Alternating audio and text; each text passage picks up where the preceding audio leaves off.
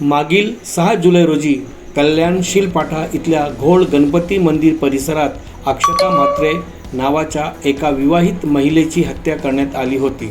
मंदिरातील 3 सेवेकरांनी तिचा खून केला होता.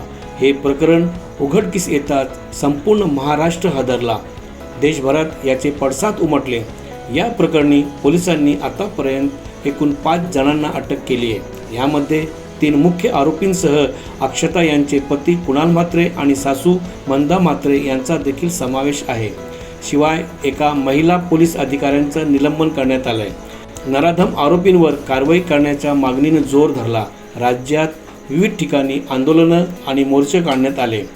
अक्षता म्हात्रे यांच्या मारेकऱ्यांना फाशी द्या या मागणीसाठी नवी मुंबई येथे भव्य मोर्चा काढण्यात आला. अक्षता म्हात्रे या विवाहितेवर मंदिरातील पुजाऱ्यांनी अत्याचार करून तिची हत्या केली.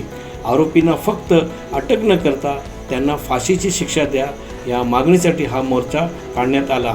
जाणून घेऊया एक रिपोर्ट. न्याय द्या, न्याय द्या, फाशी द्या, फाशी द्या, फाशी द्या, फाशी द्या, फाशी द्या, फाशी द्या, बंद करा, बंद करा, कौटुंबिक हिंसाचार बंद करा, बंद करा, बंद करा, बंद करा, बंद करा, बंद करा. न्याय द्या, न्याय द्या. बांधवांनो, जेणेकरून भविष्यात पुन्हा अक्षता सारखा कोणीही त्याचा बळी जाता कामा नये, ही आपली वेदना, ही आपली व्यथा व्यक्त करायला आपण आज इथे आलेलो आहोत. इतकंच नव्हे तर आपला मानसिक छळ झाल्यामुळे, मानसिक तणाव आल्यामुळे कुठेतरी शांतता मिळाली पाहिजे, कुठेतरी आपल्या मनाची अस्वस्थता दूर झाली पाहिजे. आणि ती अस्वस्थता दूर करण्यासाठी आपल्या सगळ्यांसाठी जो एक शेवटचा उपाय असतो तो असतो देवाचं घर, ते असतं देवाचं दार. त्या देवाच्या दारामध्ये आपल्या सगळ्यांना शांती मिळते. आपल्या मनात जितक्या शंका असतील, आपल्या मनामध्ये जितके त्रास असतील, आपल्या मनातल्या जितक्या व्यथा असतील, जितक्या वेदना असतील, त्या सगळ्या वेदना देवाच्या दारी गेल्यावरती दूर केल्या जातात, दूर होतात. आणि अशाच पद्धतीने आपल्या मनातल्या वेदना दूर करण्यासाठी अक्षताने देवाचं दार गाठलं होतं. आधी आपल्या जवळपासच्या मंदिरांमध्ये ती गेली होती. तिथे तिला मनाला थोडी शांतता नाही लाभली, म्हणून थोडं लांब निसर्गाच्या कुशीत असलेल्या शीळ डायगड परिसरातल्या टेकडीवरील जे घोळ गणेश मंदिर आहे, कारण की अक्षता गणपतीची भक्त होती, त्या घोळ गणेश मंदिरामध्ये त्या निसर्गरम्य अशा ठिकाणी आपल्या मनाला शांतता मिळेल, आपल्या मनातल्या वेदना कमी होतील, म्हणून देवाच्या दारी अक्षतानी शरण घेतली होती. आणि तिला वाटलं होतं की देवाच्या दारी माझे दुःख, माझ्या वेदना दूर होतील. पण तिला हे माहित नव्हतं की या देवाच्या दारी पुजाऱ्यांचे सोंग घेतलेले काही नराधम तिच्यावरती टपून बसले असतील आणि तिच्या एकटेपणाचा, तिचा मानसिक स्वास्थ्य बिघडलेलं, मानसिक तिची जी अस्वस्थता होती त्याचा गैरफायदा असे कोणी नराधम घेतील हे तिला क्षणभरही वाटलं नसेल. मात्र त्या दिवशी त्या नराधमांनी तिचा घात केला. ज्या देवाच्या दारात ती शांतता शोधण्यासाठी गेली होती, तिच्या वेदना दूर करण्यासाठी गेली होती, त्याच देवाच्या दारात त्या पुजाऱ्यांचं सोंग घेतलेलं त्या नराधमांनी तिच्यावर पाशवी अत्याचार केला.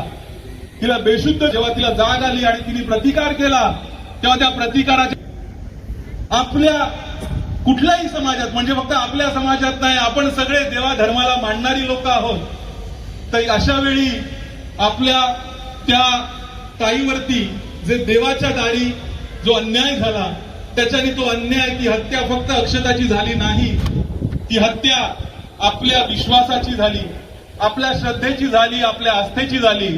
आणि कुठेतरी आपल्या विश्वासाला, आस्थेला तडा देणारे, आपल्या अक्षताला आपल्यापासून हिरावून घेणारे जे नराधम आहेत, या नराधमांना तातडीने फाशीची शिक्षा झाली पाहिजे. त्यासाठी आज आपण इथे जमलेलो आहोत. आणि त्याचबरोबर ते कसं होईल, पोलीस त्यांचं काम करतायत. नवी मुंबई पोलिसांनी फार जातीने लक्ष घालून या प्रकरणामध्ये लक्ष घातलेलं आहे. ते सहकार्य करतायत. त्यांनी सहकार्य केल्यामुळेच ज्यांनी तिची तक्रार नोंदवण्याला उशीर केला त्या ज्या उपनिरीक्षक आहेत मीना वराडी यांचं निलंबन तातडीने आयुक्त साहेबांनी केलं, त्याबद्दल आपण सगळे त्यांचे ऋणी असलो पाहिजे. त्याचबरोबर ज्या सासरच्यांनी तिच्यावर अत्याचार केला, अन्याय केला, त्यांना सुद्धा पोलीस कस्टडी आणि आता जेलची कस्टडी दाखवण्यात आलेली आहे. त्यासाठी सुद्धा पोलिसांनी सहकार्य केलं, त्याबद्दलही आपण त्यांचे ऋणी आहोत. मात्र ज्यांनी तिला आपल्यापासून हिरावलं, तिच्यावरती जे दुष्कृत्य केलं, त्या नराधमांना मात्र फासावर लटकवल्याशिवाय आपल्याला शांत बसायचं नाही. मात्र आपल्या वेदना, आपली व्यथा आपल्याला सहजशीर मार्गाने, शांततेच्या मार्गाने आपल्याला शासनापर्यंत पोहोचवायचं आहे. आणि मला सांगायला समाधान वाटतंय की आपल्या ज्या वेदना आहेत ज्या शासनापर्यंत पोहोचतायत. आपले जे सर्व नेते आहेत त्यांनी वेगवेगळ्या माध्यमातून त्या वेदना शासनापर्यंत पोहोचवण्याचा प्रयत्न केलेला आहे. त्याबद्दलही आपण त्यांचे ऋणी आहोत. त्यामुळेच काल सन्माननीय मुख्यमंत्री एकनाथ शिंदे साहेब यांनी राज्य सरकारच्या माध्यमातून सूचना देण्यात आल्या की जे वरिष्ठ वकील आहेत ऍडव्होकेट श्री उज्ज्वल निकम साहेब, ज्यांचा ट्रॅक रेकॉर्ड अगदी 100% आहे, त्यांना सरकारी वकील म्हणून आपल्या या अक्षता प्रकरणामध्ये नेमणूक करण्याची सूचना सन्माननीय मुख्यमंत्र्यांनी केलेली आहे. त्याचबरोबर तपास पूर्ण झाल्यावरती तातडीने जे जलद गती न्यायालय आहे, फास्ट ट्रॅक कोर्ट आहे, त्या चालवण्याच्या सूचना, त्या चालवण्याचे आदेश सुद्धा सन्माननीय मुख्यमंत्री कार्यालयातून देण्यात आलेले आहेत. या तुमच्या आमच्या वेदनांना, संवेदनांना समजण्याचं शासन प्रशासन काम करत आहे, ही त्याची प्रचिती आहे. त्याच्याबद्दल सुद्धा आपण सर्व त्यांचे ऋणी आहोत. मात्र त्याची अंमलबजावणी करण्यासाठी आपल्या सर्व जे नेते आहेत त्यांना खास लक्ष घालावं लागणार आहे. विशेष ऋण इथे नक्कीच व्यक्त करावे लागतील, कारण की जेव्हा विशेष सरकारी वकील नेमण्याची गोष्ट पोलिसांच्या माध्यमातून आम्ही जेव्हा चर्चा करत होतो, त्यावेळी आपले जे सन्माननीय आमदार आहेत गणेश नाईक साहेब यांनी स्वतःहून पत्र पाठवून, स्वतःहून बोलून या संदर्भातला पाठपुरावा केला. त्याच जोडीला जे श्री विजय नाहटाजी आहेत हे विशेष या प्रकरणावरती लक्ष ठेवून होते, संपर्कात होते, चर्चेत होते. त्यांनी सन्माननीय मुख्यमंत्र्यांपर्यंत या विषयाची पाठपुरावा केला. इतर आपले सगळ्याच पक्षाचे नेते मध्ये राजू दादा असतील, त्याचबरोबर ज्या रुपालीताई चाकणकर आल्या होत्या, पक्षीय आपले जे नेते आहेत या प्रकरणामध्ये लक्ष घालून आणि आपल्या संवेदनांच्या सोबत होते. त्याबद्दल नक्कीच आपण सर्व त्यांचे ऋणी असायला पाहिजे. पण आता फक्त आदेश निघालेले आहेत, सूचना झालेल्या आहेत, अजून निकाल लागलेला नाही. त्यामुळे जोपर्यंत या निकाल लागत नाहीये तोपर्यंत आपल्याला जागरूक राहणं, सतर्क राहणं, अलर्ट राहणं गरजेचं असणार आहे. आणि आमची विनंती आगसकर कुटुंबियांच्या वतीने आणि समस्त आपला भूमिपुत्र असेल, शहरवासी असेल, ज्यांचं हृदयाचे ठोके या प्रकरणाने चुकवले, ज्यांच्या हृदयाला भेगा या प्रकरणाने पाडल्या, त्या प्रत्येकाची जी इच्छा आहे की त्या नराधमांना कुठलीही, अगदी रावणापेक्षा बदतर काम त्यांनी केलेलं आहे, त्यामुळे त्याच्यापेक्षा बदतर शिक्षा त्यांना झाली पाहिजे. आणि ती शिक्षा देण्यासाठी आपले सर्व पक्षीय नेते पाठपुरावा करतील असा आम्हाला विश्वास आहे. तर आपल्या हे जे माझं प्रास्ताविक होतं, या पहिल्या प्रास्ताविकामध्ये मी आपल्याला या कार्यक्रमाचं म्हणजे आपण आज इथे का जमलेलो आहोत, अक्षतावरती नक्की काय अन्याय झालेला आहे आणि पुढे त्या नराधमांना फासावर लटकवण्यासाठी काय काय प्रक्रिया, म्हणजे विशेष सरकारी वकिलांची नियुक्ती आणि त्याच्यानंतर त्याच्यामध्ये चालवणारं जलद गती न्यायालय, तपासामध्ये कुठलाही कामचुकारपणा न करणे, हलगर्जीपणा न करणे, कुठलीही उणीव न ठेवणे, या सगळ्या गोष्टी जर का आपण करू शकलो, त्यासाठी आपले सर्व मान्यवरांनी योग्य रीतीने पाठपुरावा केला, तर त्या लोकांना अगदी पुढच्या 6 महिन्याच्या आत सुद्धा फाशी होऊ शकते. आणि त्यासाठी आपल्या सगळ्यांना सतर्क राहून, अलर्ट राहून, जागरूक राहून या गोष्टीचा सततचा पाठपुरावा करावा लागणार आहे. आणि त्याचा पहिला टप्पा आपलं आजचं निदर्शन जे शांततेच्या मार्गाने, संयमाच्या मार्गाने, मूक आंदोलनाच्या मार्गाने आपण केलं, त्याच्याबद्दल सुद्धा आपल्या सगळ्यांचंच ऋण आपल्याला व्यक्त करावे लागेल. तर पुढच्या टप्प्यामध्ये माझ्या विनंती करणार आहे की आपल्या भावना, ज्यांनी आपली बहीण गमावलेली, आपली सख्खी बहीण जिनी गमावली, तर ती कोमलला माझी विनंती असेल की कोमलला विनंती आहे, नाही तिकडे समोर घे ना कोमल. माझ्या मनापासून खूप खूप आभार. टप्प्यामध्ये माझी माझी विनंती असणार आहे की नवी मुंबईकरांमध्ये या घटनेनंतर काय राग आहे तो शांततेच्या मार्गाने सुद्धा किती तीव्रपणे पोहोचवला जातो हे नवी मुंबईकर म्हणून आपण आज परत एकदा सिद्ध केलंय. त्या दिवशी राजूदादांना घेऊन आम्ही घरी सुद्धा गेलो होतो आणि त्याच दिवशी आदरणीय राजसाहेब ठाकरे यांची सकाळी बँड्राला बैठक होती. त्या बैठकीमध्ये सुद्धा राजूदादा आणि मी हा विषय आदरणीय राजसाहेब ठाकरे यांच्या कानावर घातलेला आहे. उज्ज्वल निकमांची नियुक्ती निश्चितच होईल, पण आज जो लढा आपण सगळ्यांनी सुरू केला गेल्या काही दिवसांपासून, या नराधमाला जोपर्यंत फाशी होत नाही तोपर्यंत हा लढा सुरूच राहणार आहे. आणि या लढ्यामध्ये एक सैनिक म्हणून, या कुटुंबातले सदस्य म्हणून आणि अक्षताचे भाऊ म्हणून महाराष्ट्र नवनिर्माण सेनेचे सर्व कार्यकर्ते पदाधिकारी आम्ही कायमस्वरूपी आपल्या सोबत आहोत, या लढ्यासोबत आहोत.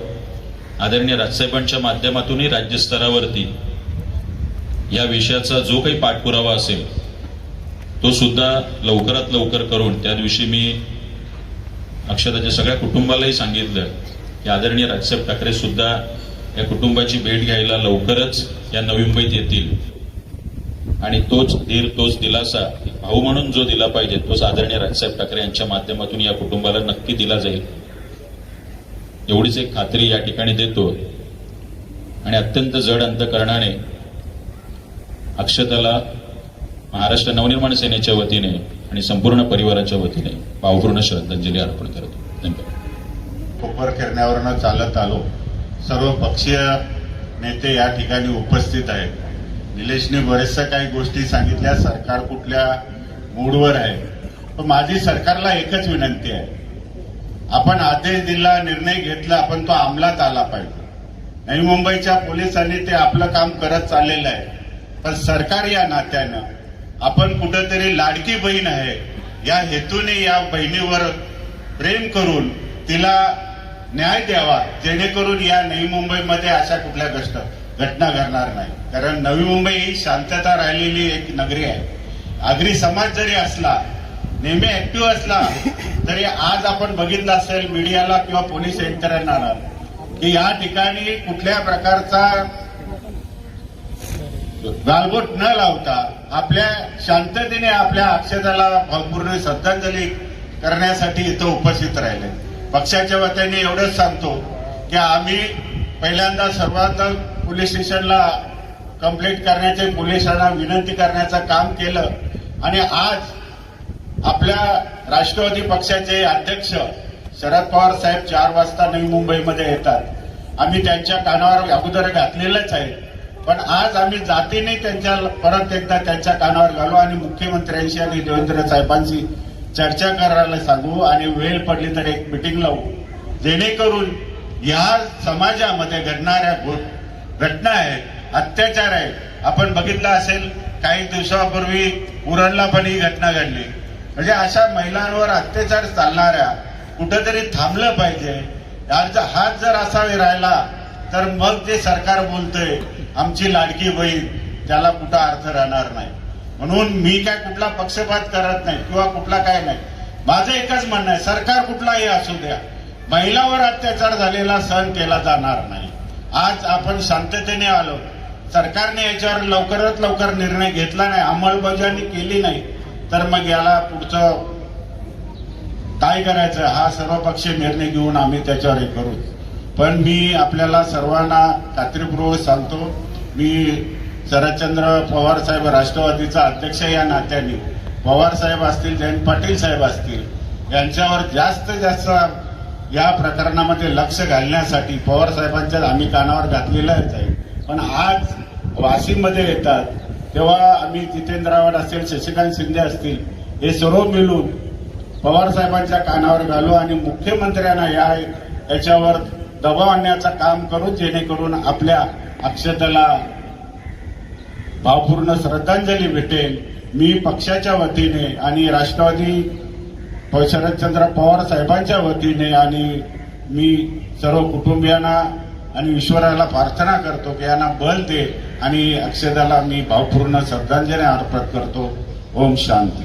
झालेलं कधी न भरून येणारं जे दुःख आहे त्याच्यातून सावरण्याची ईश्वराने शक्ती द्यावी अशी विनंती करतो. या प्रकरणाच्या अनुषंगाने पहिल्या दिवसापासून आपल्या शहराची कन्या म्हणजे सगळ्यांचीच मुलगी अक्षता हिच्या जीवनामध्ये जी घटना घडली